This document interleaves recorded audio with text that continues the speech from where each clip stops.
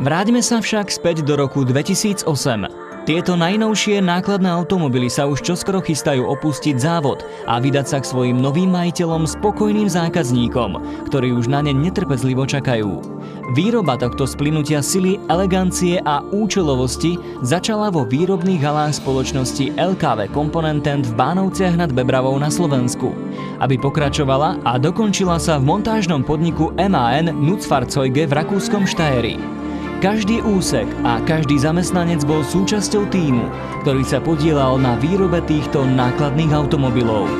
Deň za dňom, súčiastku po súčiastke, proces za procesom vydali svoje dielo.